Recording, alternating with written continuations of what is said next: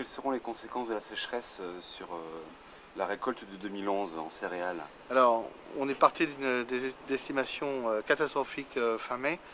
Le climat s'est considérablement amélioré pendant la période de remplissage des grains, ce qui va certainement limiter considérablement les pertes de rendement, essentiellement sur le nord de la France.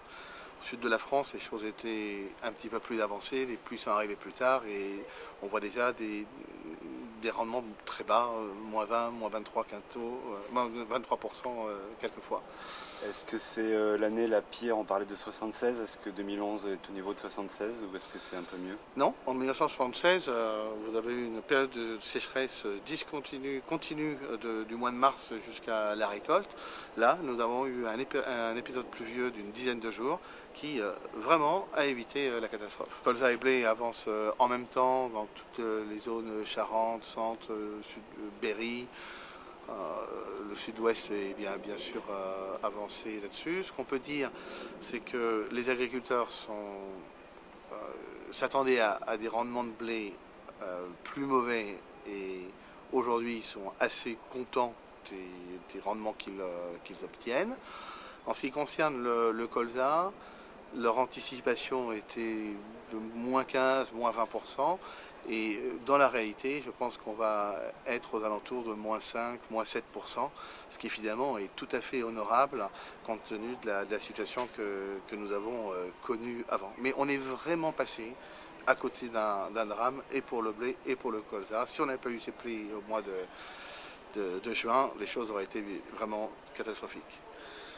Et sur la qualité finalement des grains récoltés, est-ce que des pluies actuellement pourraient aggraver les récoltes? Les récoltes? Alors, pour le moment, ce qu'on peut dire, c'est que la qualité est plutôt satisfaisante. De ce qu'on a vu en tout cas dans les coupes, des très bons pH, des bons taux de protéines, bien sûr, puisque les premières coupes ont eu lieu sous le soleil, pas de détérioration des icebergs au niveau des blés.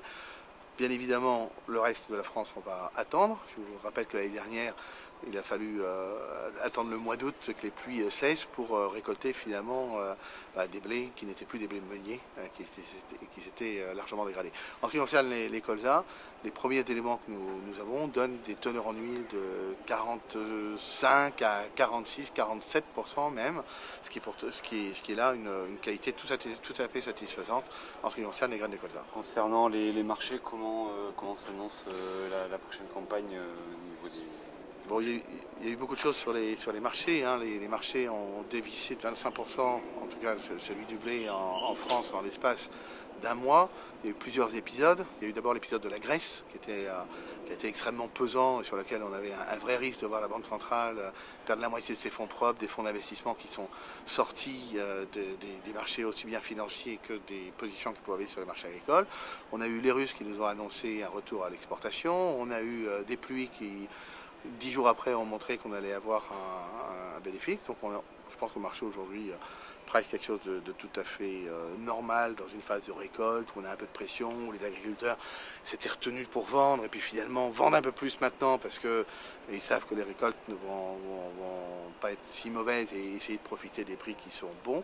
Mais quand on regarde au niveau international, il faut rester très prudent. Les stocks ne remontent pas.